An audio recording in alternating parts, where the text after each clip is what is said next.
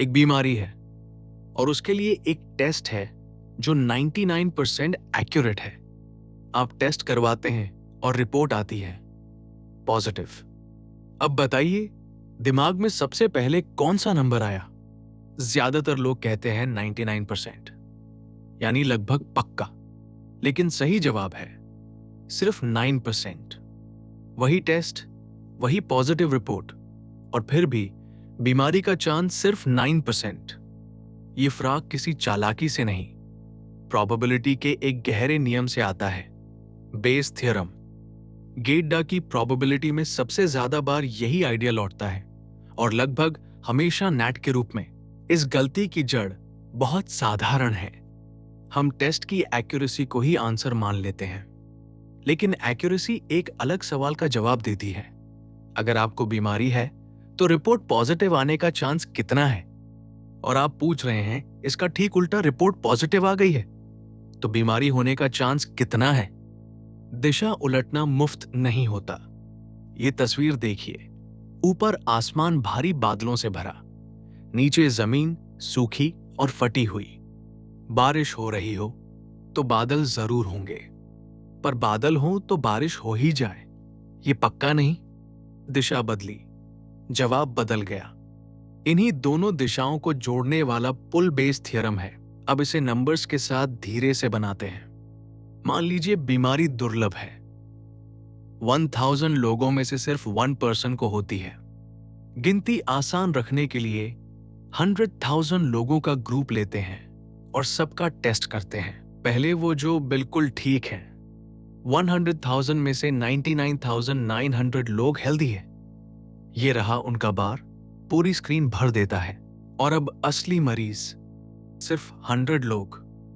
इनका बार इतना पतला है कि ढूंढना पड़ रहा है। यही तस्वीर पूरे टॉपिक की जान है। जिस ग्रुप को हम खोज रहे हैं वो शुरू से ही बहुत छोटा है। इसी छोटेपन को प्रायर कहते हैं, यानी एविडेंस देखने से पहले का बिलीफ। अब टेस्ट चलाते हैं और नतीजे एक टेबल में भरते हैं। 3 कॉलम रखिए। ग्रुप कौन सा है, उसमें कितने लोग हैं और उनमें से कितनों की रिपोर्ट पॉजिटिव आई। पहली लाइन, असली मरीज 100 लोग, और टेस्ट 99% मामलों में सही पकड़ता है तो 99 की रिपोर्ट पॉजिटिव आएगी। इन्हें ट्रू पॉजिटिव्स कहते हैं। दूसरी लाइन, हेल्दी लोग 99,900 लोग, और टेस्ट इनमें से 1% पर गलती करता है। 1% ऑफ 99,900 होता है 999। ये फॉल्स पॉजिटिव्स हैं। और आखिरी लाइन जो सब तय करती है, कुल कितनों को पॉजिटिव रिपोर्ट मिली, 99 प्लस 999, यानी 1098 लोगों को। अब सोचिए इस टेबल का मतलब क्या है। अगर आपकी रिपोर्ट पॉजिटिव आई है तो आप उस ग्रुप के एक मेंबर हैं जिसमें 1098 लोग हैं। तस्वीर में वही ग्रुप है, कांच के जार में भरी मार्बल्स। इनमें गिनी चुनी अंबर रंग की है, वो असली मरीज हैं। बाकी फीकी है, वो हेल्दी लोग हैं जिनकी रिपोर्ट गलती से पॉजिटिव आ गई। टेस्ट बुरा नहीं है, उसकी चूक सिर्फ 1% की है, पर हेल्दी लोगों की भीड़ इतनी बड़ी है कि उनकी छोटी सी चूक भी असली मरीजों से कहीं ज्यादा पॉजिटिव रिपोर्ट्स बना देती है। अब सिर्फ एक डिवीजन बाकी है जो पॉजिटिव भी है और सच में बीमार भी, वो है 99। और जिन सब की रिपोर्ट पॉजिटिव है वो है 99 प्लस 999। नीचे जोड़ लीजिए तो बनता है 99 बटा 1098। ये होता है लगभग 0.09, यानी 9%। वही चौंकाने वाला नंबर जिससे हमने शुरुआत की थी। और अब सबसे खूबसूरत बात, शुरू में चांस था 0.001, पॉजिटिव रिपोर्ट के बाद वो 0.09 हो गया, यानी लगभग 90 गुना ऊपर। एविडेंस ने बिलीफ को जोर से हिलाया पर पक्का नहीं बनाया। दोनों बातें एक साथ सच हैं। जो गिनती से किया अब उसे फॉर्मूला की शक्ल देते हैं। H का मतलब हाइपोथेसिस, यानी जो हम जानना चाहते हैं। E का मतलब एविडेंस, यानी जो हमने देखा। बेस थ्योरम कहता है P of H given E बराबर होता है P of E given H into P of H, पूरे को P of E से भाग देकर ऊपर वाला P of H प्रायर है। P of E given H likelihood है, यानी हाइपोथेसिस इस एविडेंस को कितनी अच्छी तरह समझाता है। नीचे वाला P of E एविडेंस है जो आंसर को सही प्रोबेबिलिटी बनाए रखता है, और जो निकलता है वो पोस्टीरियर है। हमारे एग्जाम्पल में ऊपर 99 था और नीचे 1098। अब एक सवाल बचता है, नीचे वाला P of E निकालते कैसे हैं? एविडेंस कई रास्तों से आ सकता है। हमारे एग्जाम्पल में पॉजिटिव रिपोर्ट या तो बीमार आदमी से आई या हेल्दी आदमी से, तो दोनों रास्तों की प्रोबेबिलिटी निकालिए और जोड़ दीजिए। इसे लॉ ऑफ टोटल प्रोबेबिलिटी कहते हैं। और अगर हाइपोथेसिस टू से ज्यादा हो, 3 बॉक्सेस या 4 मशीन्स, तो कुछ नया नहीं सीखना। हर हाइपोथेसिस का प्रायर इनटू लाइक्लीहुड निकालिए और सब जोड़ दीजिए। डिनोमिनेटर में एक टर्म प्रति कॉज जुड़ता जाता है, दोनों को मिला दीजिए तो बेस पूरे रूप में ये बनता है। ऊपर सिर्फ वो रास्ता जो पूछा गया है और नीचे वो सारे रास्ते जो इसी एविडेंस पर खत्म होते हैं। इसी बात को ट्री की शक्ल में देख लीजिए, फिर ये कभी नहीं भूलेगी। सबसे ऊपर पूरी आबादी है, 100,000 लोग। पहली ब्रांच असली सच्चाई की है। इस तरफ वो 100 जो सच में बीमार हैं और उस तरफ वो 99,900 जो ठीक है। अब हर ब्रांच से टेस्ट की अपनी ब्रांच निकलती है। बीमारों में से 99 की रिपोर्ट पॉजिटिव आती है और सिर्फ 1 की नेगेटिव। यही टेस्ट की चूक है। हेल्दी तरफ 999 की रिपोर्ट गलती से पॉजिटिव आ जाती है और बाकी 98,901 की सही नेगेटिव। अब सवाल कहता है रिपोर्ट पॉजिटिव आई है, तो सिर्फ वही रास्ते बचते हैं जो पॉजिटिव पर खत्म होते हैं। ये रहा पहला और ये रहा दूसरा। हर रास्ते के लिए उसकी सारी शाखाओं को मल्टीप्लाई कीजिए, फिर मेल खाते रास्तों को जोड़ दीजिए। जो हिस्सा पूछा गया है वो ऊपर और ये पूरा जोड़ नीचे। इस ट्री को हाथ से छूकर समझना हो तो ये तस्वीर देखिए। एक मोटा पाइप आता है और बंटता है, फिर हर हिस्सा दोबारा बंटता है और चारों धाराएं अलग अलग बीकर्स में गिरती हैं। ऊपर से कुल पानी उतना ही है, बस बट गया है।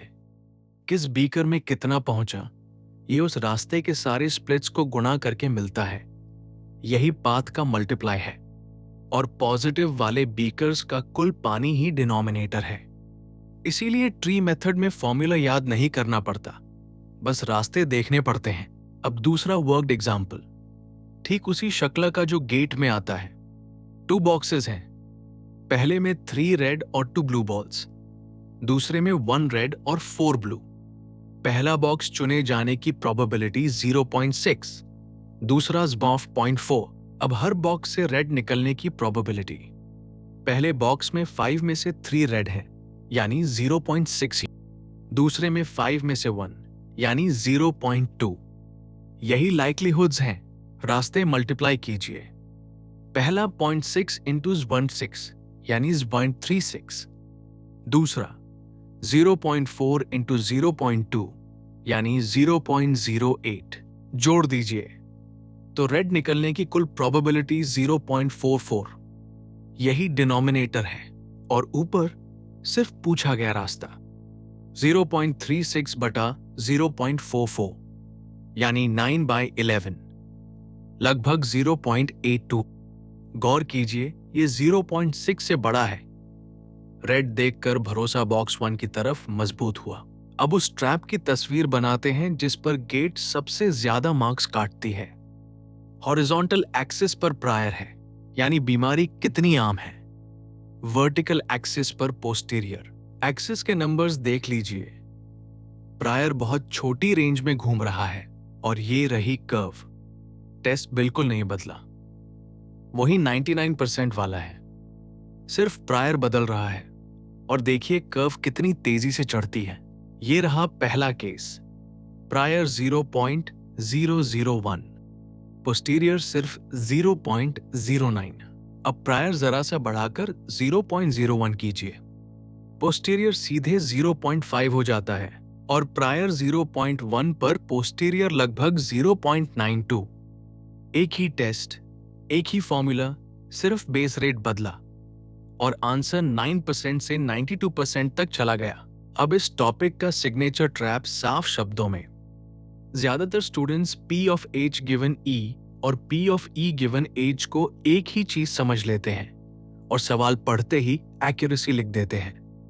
ये अलग नंबर्स हैं और इनके बीच प्रायर खड़ा है। दूसरी बात, बेस रेट निग्लेक्ट, प्रायर को भूल जाना। बीमारी दुर्लभ हो तो कितना भी अच्छा टेस्ट हो, ज्यादातर पॉजिटिव रिपोर्ट्स झूठी होंगी। और तीसरी बात, एग्जाम की शब्दावली पक्की कर लीजिए। सेंसिटिविटी यानी P of positive given disease, specificity यानी P of negative given no disease, और फॉल्स पॉजिटिव रेट वही है जो 1 माइनस स्पेसिफिसिटी होता है। अब एग्जाम के लिए एक तेज रास्ता जो इसी फॉर्मूला का दूसरा चेहरा है। प्रोबेबिलिटी की जगह ऑड्स में सोचिए। प्रायर ऑड्स यानी P ऑफ H बटा P ऑफ H कॉम्प्लीमेंट, हक में और खिलाफ में का अनुपात। हमारे एग्जाम्पल में 1 बटा 999। अब जादू देखिए। पोस्टीरियर ऑड्स बराबर होता है prior odds into likelihood ratio, और लाइक्लीहुड रेशियो है P of E given H बटा P of E given H complement. हमारे टेस्ट के लिए ये 99 को डिनोमिनेटर पूरी तरह गायब हो गया क्योंकि दोनों तरफ वही था, तो एक गुणा में काम खत्म मिलता है 99 बटा 999। ऑड्स को वापस प्रोबेबिलिटी बनाने के लिए ऊपर वाले को ऊपर और ऊपर प्लस नीचे को नीचे रखिए। 99 बटा 1098 वही आंसर। ऑड्स को महसूस करना हो तो ये तराजू देखिए। बाईं तश्तरी में एक अकेली छोटी गोली है हाइपोथेसिस के हक में, दाईं तश्तरी में उन्हीं जैसी सैकड़ों गोलियों का ढेर खिलाफ में। शुरुआत में तराजू पूरी तरह दाईं तरफ झुकी है, यही प्रायर ऑड्स है। अब एविडेंस आता है और बाईं तश्तरी का वजन 99 गुना कर देता है, यही लाइक्लीहुड रेशियो है। तराजू ऊपर उठती है, बहुत ऊपर, पर बराबरी तक नहीं पहुंचती क्योंकि दाईं तरफ का ढेर शुरू से भारी था। यही तस्वीर है 9% की। अब असली गेट सवाल 2026 का क्वेश्चन 57 नैट 2 मार्क्स। एक क्लिनिक बीमारी डी का टेस्ट करता है। जिन्हें बीमारी है उनमें टेस्ट 80% बार पॉजिटिव आता है, जिन्हें नहीं है उनमें 10% बार पॉजिटिव आता है, और आबादी में ये बीमारी 30% लोगों को है। पूछा है रिपोर्ट पॉजिटिव आई है तो बीमारी होने की प्रोबेबिलिटी क्या है? पहला रास्ता बीमार होना और पॉजिटिव आना 0.8 इंटू 0.3 यानी 0.24। दूसरा रास्ता बीमार न होना और फिर भी पॉजिटिव आना 0.1 इंटू 0.7 यानी 0.07। डिनोमिनेटर दोनों का जोड़ है 0.31 और ऊपर सिर्फ पहला रास्ता 0.24 बटा 0.31 यानी लगभग 0.77। ऑफिशियल की भी यही है। यहां बेस रेट 30% था, बीमारी आम थी, इसलिए पॉजिटिव रिपोर्ट भरोसेमंद निकली। आखिरी और सबसे काम की चीज, सवाल के शब्दों को सही प्रोबेबिलिटी में बदलना। बाईं तरफ वो वाक्य जो पेपर में लिखा होता है, बीच में उसका असली मतलब, और दाईं तरफ वो गलती जो जल्दी में होती है। पहली लाइन, टेस्ट 80% सेंसिटिव है यानी P of positive given disease. जल्दी में लोग इसी को आंसर मान लेते हैं। दूसरी लाइन, 10% फॉल्स पॉजिटिव रेट यानी P of positive given no disease. इसे उल्टा पढ़ना सबसे महंगी गलती है। तीसरी लाइन, बीमारी 30% लोगों में है, ये प्रायर है और इसे छोड़ देना ही बेस रेट निग्लेक्ट है। और आखिरी लाइन जो असल में सवाल है, P of disease given positive. सवाल पढ़ते ही ये चारों नंबर्स अलग लिख लीजिए, फिर हल करने में 30 सेकंड्स भी नहीं लगते। समेटते हैं, बेस थ्योरम एक ही काम करता है, पुराने बिलीफ को नए एविडेंस के साथ अपडेट करना। ऊपर आता है सिर्फ वो रास्ता जो पूछा गया है, यानी प्रायर इनटू लाइक्लीहुड। नीचे आते हैं वो सारे रास्ते जो उसी एविडेंस पर खत्म होते हैं। P of H given E कभी P of E given H नहीं है, इसलिए एक्यूरेसी को कभी आंसर मत लिखिए। बीमारी दुर्लभ हो तो अच्छे से अच्छा टेस्ट भी ज्यादातर झूठे पॉजिटिव्स देता है, और उलझन हो तो ट्री बना लीजिए। रास्ते पर मल्टीप्लाई, मेल खाते रास्तों का जोड़, फिर एक डिवीजन। अब एक्सरसाइज वीडियो खोलिए और 5 असली सवाल हल कीजिए।